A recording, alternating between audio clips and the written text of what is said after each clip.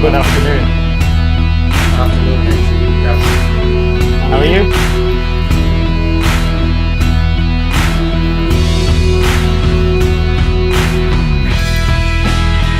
Can you hear me?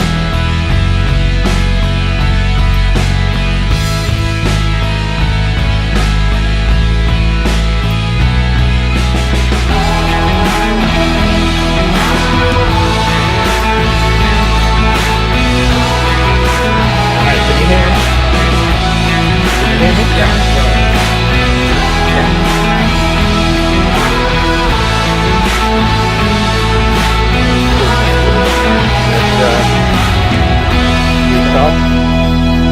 Yeah. It's 4 o'clock here. Okay, Okay, let's let's go. go.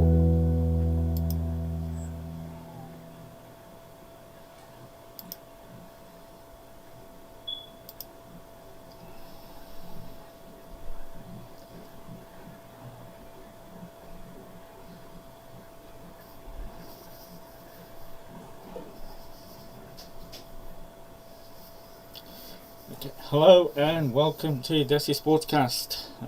It's really good to have you joining us either live today on the stream or when you're listening to the podcast. And as ever, don't forget to check out the website, desisportscast.com. A lot of great articles being written, and I have to give a shout out to Guru Simran. He's doing a fantastic job with the website, and the articles he's loading onto there. So great reads on there, so check that out. And it'll be good to get your comments. I know he's been getting a lot of comments on the stuff he's written, and it's been really good. So check the website out for more articles and the topics that we talk about. But as ever, football is back, the EPL's back, and after a break, Nevin is also back. Good afternoon, Nevin. How are you, my friend? Good afternoon. I'm good. It's been a very interesting week so far. We are recording this on a Sunday, so there's more exciting football matches ahead of us. And how did you enjoy your international break? Because I know you were looking forward to that. Yeah, I ended up watching a lot more of matches, of course. I mean, I might keep saying that, oh, I want a break from football, but football is life, so I ended up watching most of the matches. I thought it was very hard on footballers. You could literally feel that they weren't really enjoying football. There's a lot of, they've had no break in the summer, there's a lot of traveling. I thought the whole Nations League was a little unnecessary at this point, but I'm sure it is down to commercial interests and a lot of things that can't be helped as well. So, but like I feel sorry for footballers, like Harry Maguire, for example. I am not a big fan, but I felt sorry for him because he was just not getting a break at all. Just one after the other, he was making mistakes, and people were, and you could visibly see it in some of these players. Some of these players were not enjoying this, not playing in front of a massive crowd, not being able to spend quality time with friends and family. It's really affecting the footballers, but things have to go on, I guess. Yeah, it's not often I feel sorry for the footballers because of how much they get paid and what they have to do, which all of us will only do in our dreams. Well, some of us. But in this case, I do agree with you. I think because of the project restarts in the summer, they didn't have a proper off-season. So UEFA could have had a look at the Nations League and maybe downsized it or even postponed it for a year. I think it would have benefited the players. Harry Maguire, he took a lot of stick here, as you can imagine. There was even talks of United having to play him and not being able to rest him either because of where United are. But generally, I'm in favour of the Nations League. I think, as you know, they replaced the friendlies that we used to have, and I never ever watched any friendlies. And it's something that maybe Asia needs to look at as well. Have this more international games. I think, obviously, in the current environment, it's not possible, or it could be possible behind closed doors. Try and do something what they're doing here in Europe and in the States and even in South America. I mean, the World Cup qualifiers went ahead. Is there any talk of international football returning back to Asia? I mean, there are patches of it, but I think Asian football is in a mess right now. I'm probably not the right person to give a full commentary on it, but multiple nations having multiple problems, especially with Corona also. And you know how AFC works, right? It's way more layered than say UEFA, where it is way more easier to understand. Like so, there are problems, especially with India. We have no idea when we're going to play the next international match, but hopefully things will pick up. I think if you look at it, something like the A-League exodus that is happening, a lot of good A-League players are now coming to India. So there are a lot of things happening in AFC, and I think in the next few months we will get this whole Corona period and the financial implications and everything could probably reshape the power dynamics in Asia as well. So it's something to keep our eyes fixed on, because this is also an opportunity for India if we play it right in terms of ISL and everything, because you have a lot of good players coming in. So this could be an opportunity for our teams to do well in the AFC tournaments, probably push for a better slot. And yeah, so I think Corona is probably going to cause a paradigm shift in Asian football. We don't know how, but there is a sense that something's happening. Well, let's hope it's positive, and we'll talk about one of the big signings from the A-League as well. You mentioned the Exodus, and we'll talk about that in later in the show when we focus on Indian football. But just to start with, obviously the Premier League was back, and I did see a tweet about your boys and the game. Did you actually watch it, or you didn't watch it, like your tweet said? I did not watch it. I had a feeling that something was going to go wrong, and I had an opportunity to meet a couple of friends, and I said, like, listen, I'm going to it's been very hectic sitting at home and not meeting people, and also I thought, I'm going to take this opportunity to go meet some friends. I did watch the Merseyside derby, and that was very exciting. And I don't know, something about me felt without Mendy and Thiago Silva in the back, they're going to concede a lot of goals.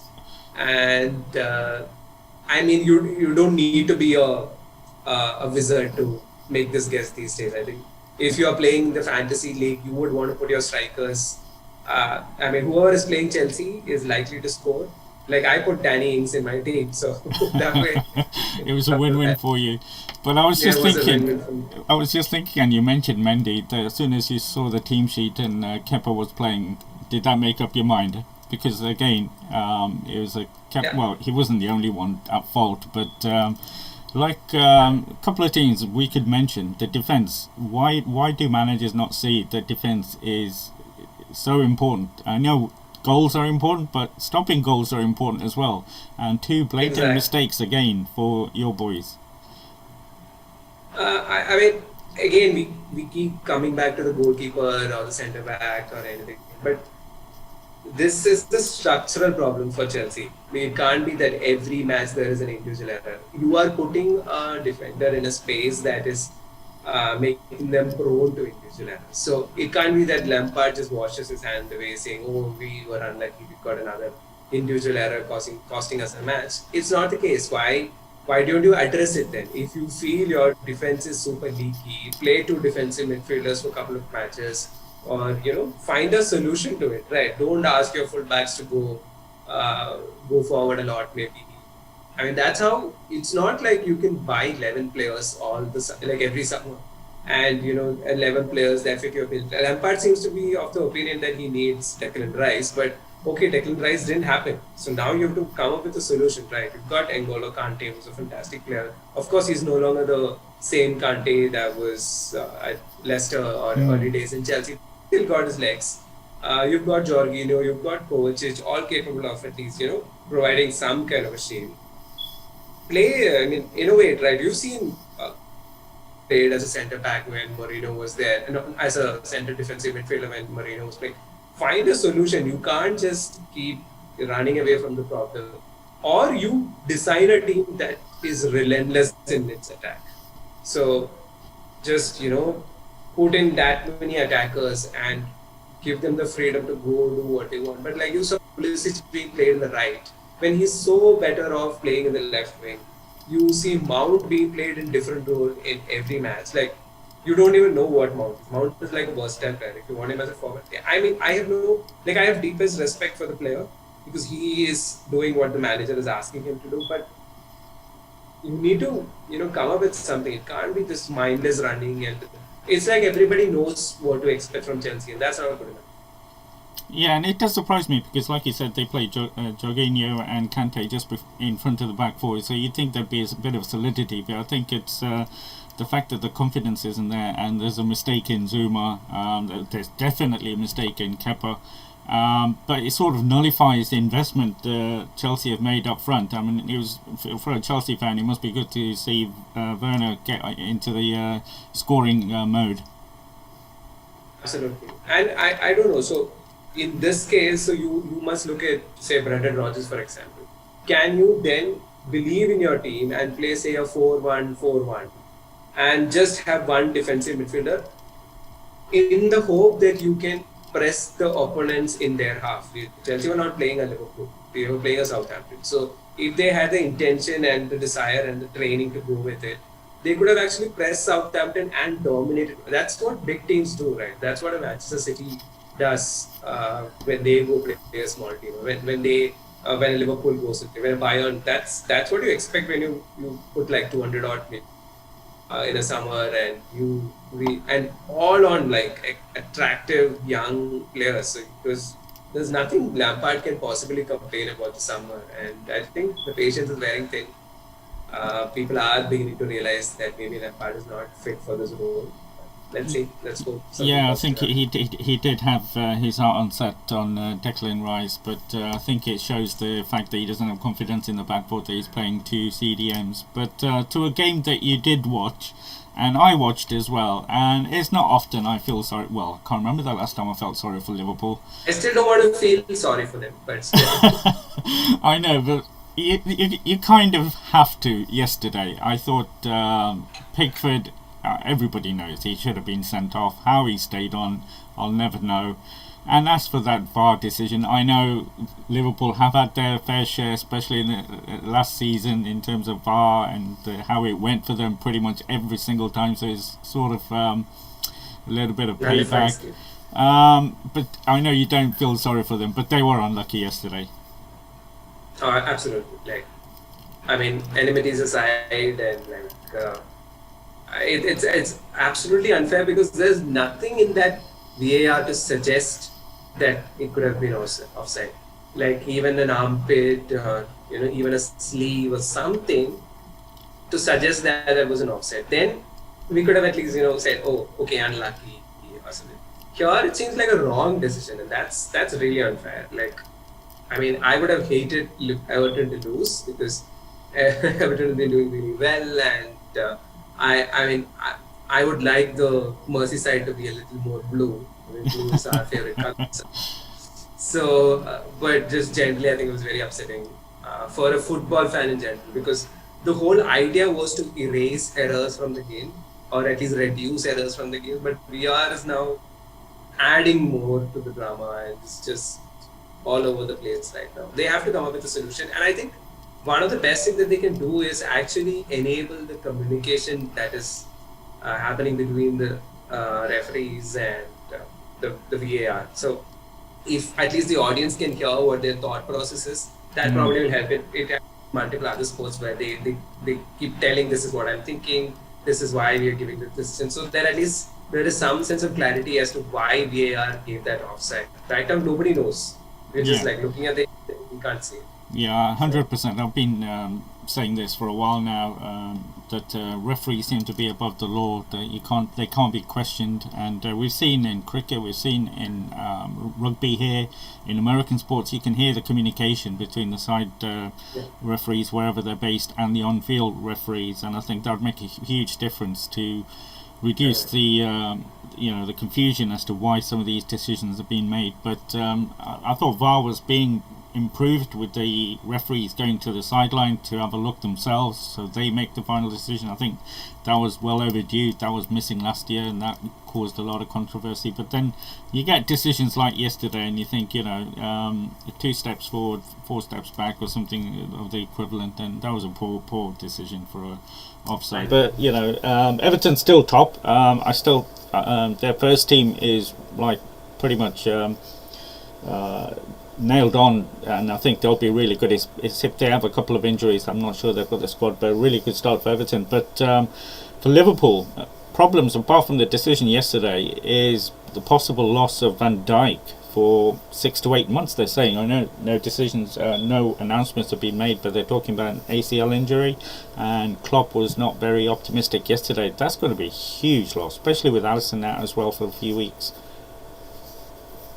Absolutely. But again, do you think a lot of clubs are in a position to really, challenge them? I don't see that happening in any other opponents also. So, I mean, it is a huge loss. Having Van Dijk in that defense is massive, and we know Liverpool became Liverpool after the signings of Alisson and Van Dijk. Till then, they were an attractive side, but not a complete side. So these were the two key ingredients that made Liverpool the champions. So to lose Van Dijk is like it's tragic also because they haven't really got a lot of backup in that position. So you've got Gomez, you've got Matip, you have got Fabinho also who can jump into that role. But like this was one area I remember a lot of Liverpool fans saying in the summer, maybe we could have invested in, like maybe they could have got another centre back, if not for like a very expensive signing, say a 20 million signing as backup.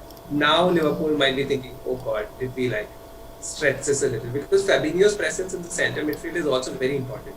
Against maybe a small team, not so much, but like against a big team, he is that ultimate shield for them. So, and he is the reason why the likes of Trent and Robertson can bomb forward, because he will provide that defensive cover. So if you put him in a centre back position, things change a little.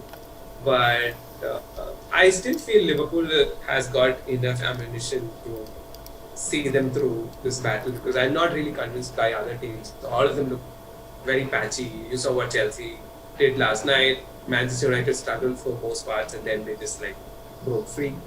And yeah, I think it is, like I said, it's tragic and it's unfortunate for Liverpool as well. But I think they will be able to see this through. Yeah. I mean, you can ream off a lot of players, but Van Dijk is one of those players you can't replace.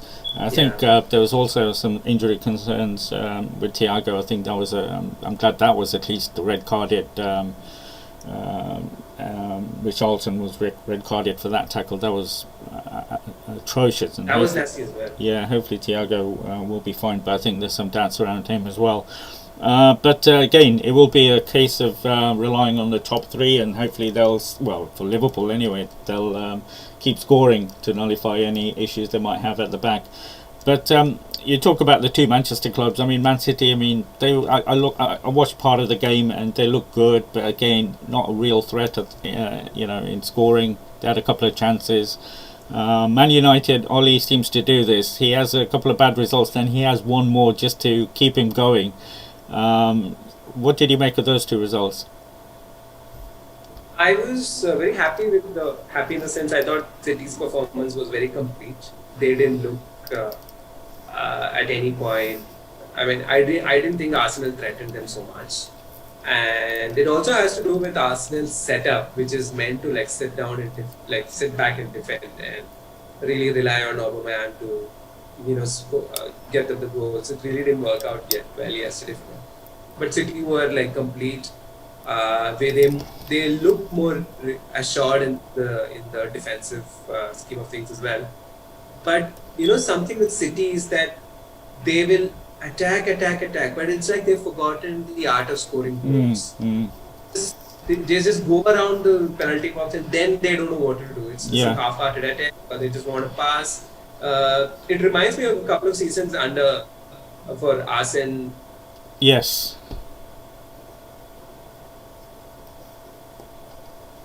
So that is an area of concern. I think Aguero coming back will be, he'll be addressing that a little. But I think City will need to start scoring as well. Maybe Kevin De Bruyne returning from injury also will be the.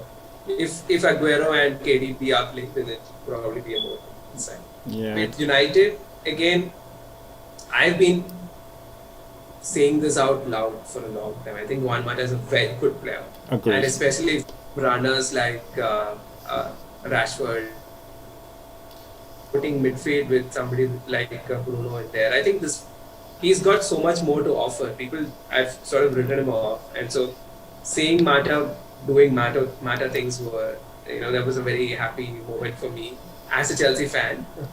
I mean, I'm a big fan of the player as well. But like again, I thought the game changed when Van der Beek entered. A lot of people like are not in favor of playing all three together, but I think Van der Beek, Bruno Fernandes, and Paul Pogba should be starting every match for Manchester United. They provide you know, the strength that is required in that team. They provide that steel. So even if you look at the second goal, it was started by Van der Beek, winning a challenge and then starting off a move, which again Mata passed into Rashford. Rashford assisted Bruno, and it was a very good goal. So I think for the future, maybe United can forget the trio of Greenwood, Martial, and Rashford, and probably bench Greenwood or bench one among Rashford and Martial for a midfielder, and ideally Van der Beek. I think that will change things for United. Yeah, I'm not sure they'll bench Rashford, and Greenwood is obviously being a young English player is rated very, very highly and thought of very highly. But I take your point in terms of Pogba and midfield with Mata and Fernandes.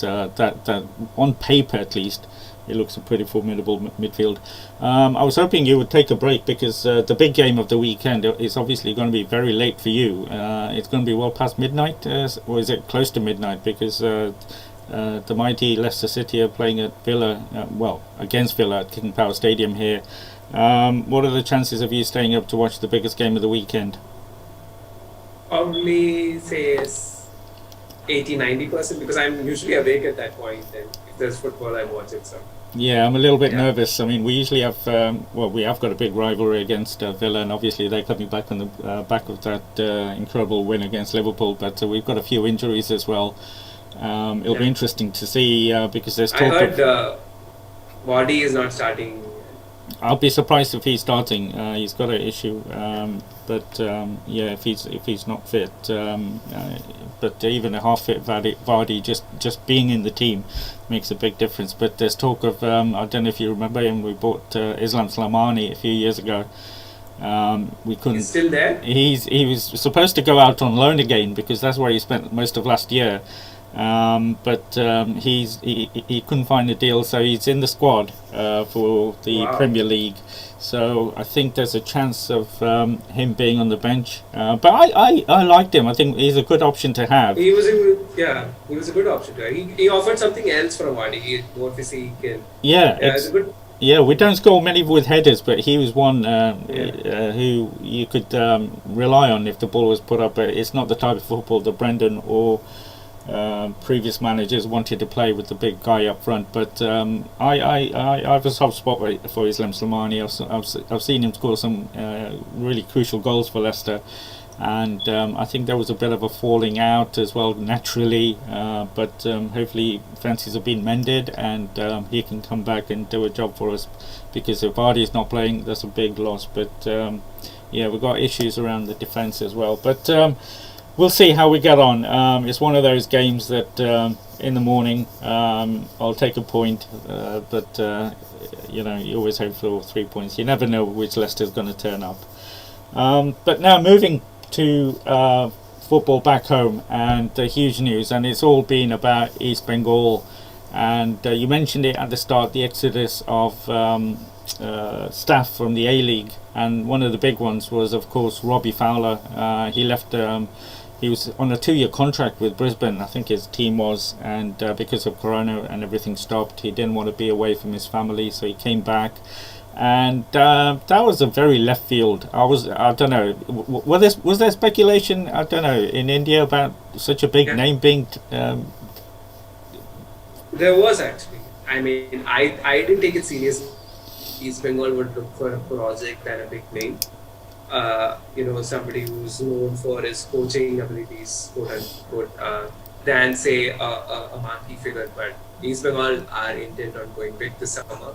They want a name that can bring in the eyeballs, and I think Robbie Fowler fits the bill that way. And so hopefully he'll bring I don't know what football he plays. Let's be very honest.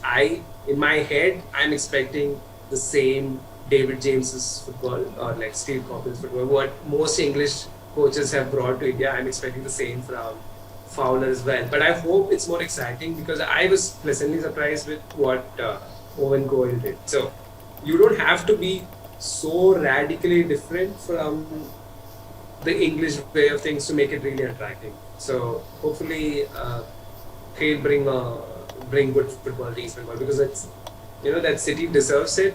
The team deserves it. It's been a while since they've had some good fun because I think the last few I-League seasons have all been disappointing. They've had sparks, but not really achieved what they were supposed to. So maybe Fowler can be the messiah. Well, it'll be incredible if he does, because what I'm thinking of is that I know I read somewhere that he's done his due diligence, and he mentioned ATK Mohan Bagan and the rivalry that they have. But that's a very tough job. I know the expectations of East Bengal fans will be that they can do whatever they like in the league, but they've got to beat ATK Mohan Bagan. But in terms of coming into the Indian League, from the A-League, I know he managed in Thailand, so there's a bit of similarities in terms of being in Asia and what have you, but it's not going to be an easy job for him. I know he's got an Indian coach there supporting him, and he's doing the recruitment at the moment because I think Robbie is probably still here. But that is a very tough gig, and I don't know, I'm going to hold judgment on Robbie Fowler. I know I did that with Owen Coyle as well. He surprised me, but what do you think the expectations are with the fans? Are they just being falsely increased by these big marquee signings without we don't know what the squad's going to look like yet? Yeah, I think it is probably not though. I mean, if I were the owners, I'd probably not approach the same way. But then Bengal has always been a big club. They don't want to enter the ISL as a small club just making a presence. They want to make a lot of noise, and they want to make tell their fans that we are serious about it. So you probably not want to get like a Spanish coach who's coach in the second division. See, before Lobera came to India, nobody really knew Lobera, right? So nobody thought this is going to be a very exciting signing as a coach. So this way Fowler comes with pedigree. He's a renowned striker, has played for Liverpool. We've all seen him on TV. So I think that brings a lot of expectations. So this is essentially a marquee signing for East Bengal. I don't know how much that is going to impact the football, but I mean, they clearly see something there. And also, to be fair to Fowler, I think he's got at least some experience, some Asian experience. So he will also probably come knowing at least what to expect. I'll be sure he'll be surprised once he sees the reaction he gets in Kolkata, because people are mad about football. So he will be surprised, but again, I think he will have a fair idea of what to expect, and hopefully he can bring something new and unique to Indian football, though I don't know what. Yeah, and it reminds me, I mean, I don't know why it came to me, but it sort of reminds me of East Bengal. The equivalent to here would be Newcastle, huge fan base, although Newcastle is a one-club city, but huge fan base, but not done very much in the recent history. But they're always incredibly passionate no matter where they are, and I love going to Newcastle to watch games, and really friendly people and really friendly city as well. But East Bengal, I mean, the fans there, they've not had much success, and they're coming into the really big league. Because like you said, even in the I-League, alright, they had Mohan Bagan and the likes there, Minerva and Punjab FC and what have you, but they still couldn't actually win the I-League. So what do you think it's like being an East Bengal fan? Are they realists, or are they dreaming at the moment? Because I've seen some clips where quite a few are dreaming that they're going to make a big impact in their first season in the ISL. Are you telling me a football fan can be anything other than a dreamer? I think we are all dreamers. We are all dreaming for the best. So I think East Bengal fans especially, they are going to be dreamers. They are going to think that this is going to be their year, because that's how we all approach. Regardless of what we talk about on a podcast, we secretly think this is going to be our year, right? So I think obviously I think football fans will be expecting at East Bengal. I have to make a slight correction, or like I don't think they are Newcastle because they've not really done poor. They've not really faced relegation or battle at the second half of the table. They just never won. And like in considering their pedigree and considering how big their budget is compared to other I-League teams and how big their fan base and everything, you are expected to win or at least challenge till the last day. They've not done that. So hence, I think, so it's not like East Bengal has ever been a very bad team when they were facing relegation or they were battling in the lower. It's just that they never won, and it's a lot because it's not like all the seasons they've played badly, but then when your rivals keep winning, then there's going to be a lot of mocking, a lot of trolling and everything. So that's really worked against them. The fact that Mohan Bagan has been a very successful side will really work against them. Even last year, they went ahead and won league, and now they've signed or like they've joined with the ISL winners also. So they are obviously the bigger team in Kolkata, and so East Bengal will be really keen to change that dynamic. Yeah, and it's a real shame that there's not going to be any supporters and it's going to be behind closed doors, because that would have It brought is a in big shame. huge viewership, just that one game, and it would have done amazing. What a season of football for Kolkata also. The fact that Mohammedan is also now back in the I-League. So we're talking about a complete, the big trio of Indian football is now going to make a presence again. So Yeah, interesting times. I'm glad, and it wasn't planned, but I'm glad you mentioned Mohammed Sporting, because the I-League qualifiers are still going on, because I think there's one more round of games or something, but they've qualified to the I-League, and another club, just like East Bengal, with a rich history and big fan following as well. I don't think it's at the level of, I might be called out on this, at the level of Mohun Bagan ATK or ATK Mohun Bagan and East Bengal, but still a big club for Kolkata, and good to have them back in the I-League. Yeah, absolutely. And their dip has happened in the last 20 odd years. And otherwise, they were as big as Mohun Bagan and East Bengal. I think the last 20-30 years sort of taken a dip, and again, bad management. All too familiar for, I'm sure, like for English football fans who've seen all the ups and downs. But there seems to be some hope, despite during the I-League qualifiers, with the coach being sacked midway, a lot of accusations of fixing. I mean, you talk to the person, being accused or alleged to be responsible for the drama as well. So, yeah, I mean, that's Indian football. I'm sure you've been, like, you've had like your good one season with Indian football to know what to expect. Well, yeah, I did speak to, well, let's name him, we can't hide it, Mr. Bajaj, and it was a very interesting conversation. I have to say that he came across as different. I did say, that he's got that reputation, but in terms of outwardly what he was saying about what football he thinks where India should be and how football should be developing, I couldn't disagree with a lot of his points, if any. And then the next day I saw the lawsuits being tweeted about, that he was somehow involved in that Mohammedan Sporting Hotel and speaking to players. And again, I don't know if controversy follows Mr. Bajaj, and he's an easy target. Obviously, I don't know him as well as some people in India who've worked with him and worked under him and what have you, but it seems to follow him. But I thought... I mean, honestly, in this case, I feel he's not responsible. You can't blame somebody for being in that hotel, and I don't know, what I hear from my sources in Calcutta and like the journalist circles is that in this particular story, I don't think Mr. Bajaj is involved in any way.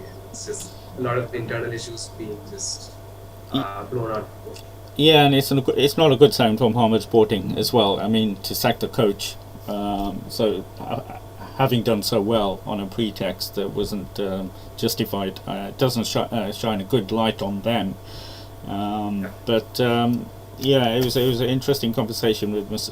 Bajaj, and hopefully we'll have a few more. He's got a lot to say, but yeah. What did you think? I mean, you've heard everything about what he's been saying in the past few years. Is he an easy target, or does he make himself out to be a big target and so easy to hit? it's a mix of both, right? So sometimes you have to understand the system and play with it. I mean, I don't want to say anything controversially here, Yeah, but I'll say it. I mean, in terms of my look from the outside, it just seems that obviously there's a lot of politics, a lot of big names there. That if an outsider or somebody says anything against the authorities there, they do hold a grudge and they will go to any lengths to enforce that grudge, as it were. And I think we had a little bit of a glimpse of that here in the big picture project that was mooted by Man United and Liverpool this week. And I'm so glad that that was voted down, because it's trying to get power in a small group. And the small group, it doesn't make sense how they came up with. Well, they said it's because they were in the Premier League the longest time, so they'd be long-term shareholders. But I think the good of the game sometimes, and especially in some parts of the world, is secondary to personal ambition, and it's not easy to call out people who've got a lot of power. I think it takes a brave person and somebody with a very thick skin, obviously a bit of money, that they can override any issues that comes their way. And with that, I think fair play to because a lot of things he does call out do come true in the sense that I agreed with the fact that how can a federation not own the rights of the ISL? How can you have it in the hands of a private company? I think that's a very valid point. I think we agree, for Indian football to develop, you need a lot more Indian players playing, so you need more clubs. So I get that as well. You're limiting. I mean, we've got 1 billion people, we keep hearing, but we can't get 11 good players. But we don't have the number of players playing in the top league to get a good selection for the coach. So the coach is already starting with one hand tied behind his back. So I can see a lot of good points, and I think it's going in the right way, but it's just taking a long time. I mean, I agree, and I think he's done. I mean, he's the one who, especially when the I League versus ISL, controversy was happening. Star Sports decided to, cancel broadcast. All that was ridiculous. And the thing is, in India, we just let it be. We're just so used to, seeing all this outrageous things happening in Indian football. So we would have just kept silent. But it took Minerva and it took Mr. Bajaj to, come out and, actually openly declare war against ISL, and it's benefited. Now they've come up with a roadmap, and there is a promotion relegation coming in the future. So at least there is definitely. I think nobody is accusing him of not doing things or of saying the wrong things. It's about you also ensuring that the controversies within your teams and everything's also addressed. So that's true. Has also been alleged of a lot of things for which he doesn't reply. For which the obvious response is it's a campaign against us. It's a campaign against me. You have to come clean yourself before calling out somebody else, right? Yeah, no, that's true. You can't throw stones if you live in a glass house. That's absolutely true. But I don't think it'll be too long before we see him in either the I League or even looking for promotion, because you can't keep him out of Indian football.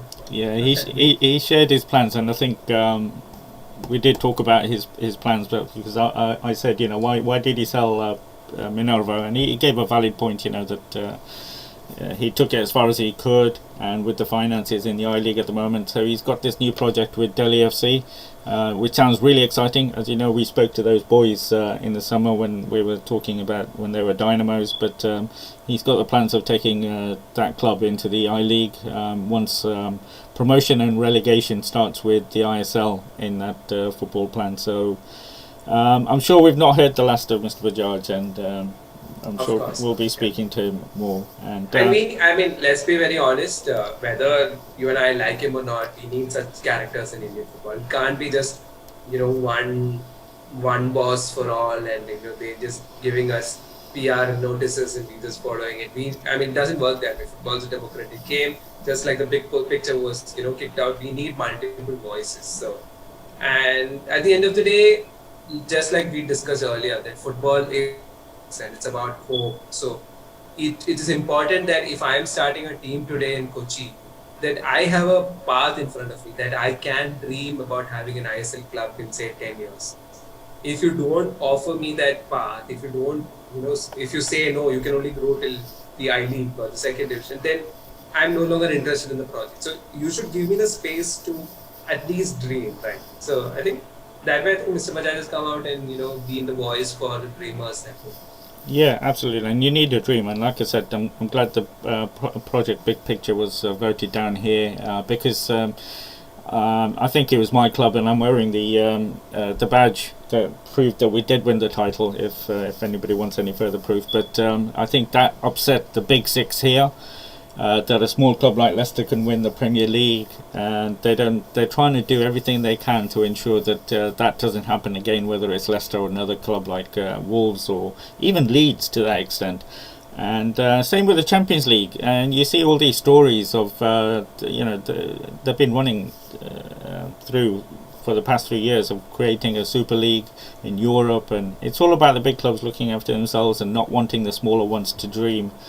I saw a documentary here about Bury FC that folded in the summer because the owner was so bad. He bought the club for £1. Obviously, they had a lot of debts, but that he couldn't fulfil his part of paying the players and the coaching staff. And the Premier League could have bailed that club out, but they chose not to, and which is a big shame because a club in England, and I'm sure it's the same in India, but it plays a huge part in the community. My life would not be the same if I didn't have Leicester City, and I'm sure the same with for Bury fans as well. So sometimes football is it's about the big players, but we need the big character to speak up on behalf of the smaller clubs and the fans, more importantly. But now we did a preview of your own team, the Blasters, in the previous show. As we look forward to the Indian Super League, I want to turn our attention to my league and my team, Odisha. And before I take your views on the a huge number of signings this year, I just want to say that I did not know that Mr. Sharma was a Gujarati. Did you know that? I think I did. I mean, coming from Kerala, there's a region and surnames and something not that I understand very easily. But I think I've heard somewhere.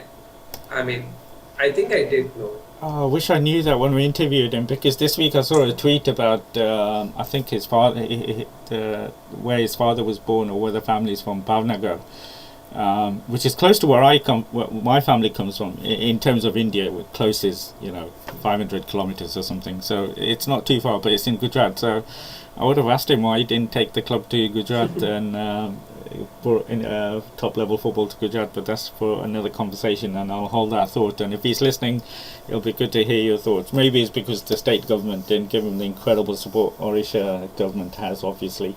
But turning to Odisha FC and looking ahead, and we've spoken about the signings and the really, really good signings they've made in young players. I've been really happy with the manager. I think Baxter can do well. He's had time. He was put in place early, so it won't be like Robbie Fowler coming at the last minute. And I was thinking about this the other day, and it feels a little bit like, as you know, we do an IPL show, and the way I was feeling about the Delhi Capitals last year, where they had a really good core of young Indian talent, that you could see if they stick together and build on that core, they will do well. And look what they're doing in this tournament this year in the IPL. And I have the same sort of feelings about Odisha and the way they were building last year, a young Indian team, and they've just reinforced that. Correct. Yeah. And they've made some good foreign signings as well. They've added depth to I think all the positions. I think we talked to Rowan about this as well. I think they have a distinct, clear plan as to how to progress with the football team. This is not a 1 year plan. They have a clean goal. They probably even they probably even see the idea of.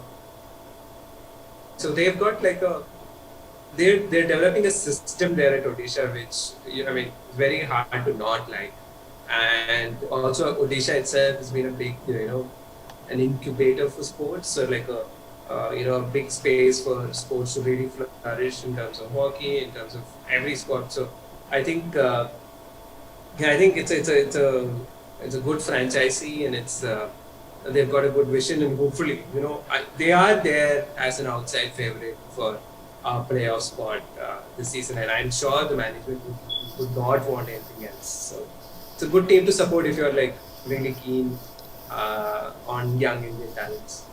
Yeah, and we both of us are, and I'm so glad that this is my team and the way that they're building, and they've got a couple of Brazilians up front. I just wanted to remind, like, I can't believe we've been doing this for 1 year, because we were talking about previews last year as well. It's just time flies, I suppose. I remember in one of the earlier episodes we were discussing this, and that's how we talked about Odisha, and here we are. We've talked to the owner as well multiple times. It's been a very fast-moving year, despite all that's been going wrong with 2020. It is funny that you should say that, and yeah, it did cross my mind that it was pretty much this time last year I was looking for a club, and you suggested I support Odisha, I think, and you gave a good background in terms of the team and how there were a lot of young Indian players, and that was the attraction for me. And this was well before we spoke to Mr. Sharma and what he was, and he just reinforced the links as well. And then I spoke to obviously the supporters club, and they were a brilliant bunch as well. Really good to speak to them. Really passionate and incredible what they're doing and the lengths they go to support their club. But again, that happened with Kerala as well. People from all over the state come to watch the Blasters, so that's not unique to Odisha. But they always say, time flies when you're having fun. And although the season pettered off slightly, but it was a good ending to the season, and we came close. But personally speaking, I'm going to put some pressure on Mr. Sharma and Mr. Baxter in the sense that I think if we don't get into the playoffs, it will be slightly disappointing. I know it's still a young club, and there's some very, very big boys this year, as you know. But I think it's realistic to expect a top floor place. Do you think it's unrealistic? Who's like a seasoned Indian football star by now. We've got Onwu coming back. Onwu was phenomenal last season. You have Stephen Taylor, who's been signed as a centre back. He brings up like a lot of experience and desire and everything into that centre back position as well. So they've strengthened really well. I think a lot of Indian players as well. I think Kamaljeet has been signed as a backup keeper, or maybe he's going to be the first choice keeper. So you have Toiba Singh. I mean, that's a player that I've really been following since he's been playing for the India under 16 teams. So Toiba Singh is going to give give a tough time to Vineet Rai, and I'm expecting that. Like, I don't think Vineet is going to have it so easy in that team. And similarly with all position, I think nobody, even Nanda, even Jerry, will know that their positions are in danger, because last year under Gombao, we knew the system that Odisha was going to play. They want to play a 4-3-3 sort of a thing, or like a 4-2-3-1. There will be two wide players, but like, how do you play Onwu and Marcelino in the same team? And that's the challenge, right? So I think Rohin has been saying this on Twitter as well about how they don't want to be a one system team, and they want to adapt and have like multiple strategies. So that's the plan. So I think it's going to be a very interesting team this season, and a lot more Indians are also going to get a chance, because each system requires a certain set of skill set, right? So one set probably one system probably favors a Jerry and Ananda, and another system perhaps a Samuel, or like a Toiba, or yes, like I was so excited when Samuel was signed last season by Kerala Blasters. I thought he was a phenomenal talent, but he never got the opportunities. Now I think he's gone to a team that believes in young Indians. So if he performs well in the training, he's going to get the chance. So very, very interesting time. I think Henry has been signed as a backup for, or like a competition for Saurabh. Just lot of things happening. I think very exciting prospect. I think in Odisha, you can see a lot of young players in a lot of different positions, which means as a football fan, as an Indian football fan, there's a lot to look forward to. 100%, and I don't know if you mentioned it, I missed it if you did, but even Mr. Sharma is backing the coach who got the Alexander Cole from South Africa, midfielder that the coach really wanted. So he's backing the coach as well. So it's really, really exciting. Really looking forward to the ISL even more with this team. But we said that the year has flown by, but as ever, time has flown by today as well. And as always, we've got through a lot, talked through a lot of issues in Indian football and what's happening here in Europe. You didn't take advantage of the international break. I think the next one's in a few weeks' time, so you might get another chance. But till then, a lot of football, including a huge game tonight. Don't forget Leicester City at home to Aston Villa. So make sure you all watch that game. It's a very interesting game for me because I've got like Vardy and Martinez in my FPL side. So I'm like, if it's a I mean, I don't know. Either Vardy goes and scores a hat trick, but it's unlikely to play.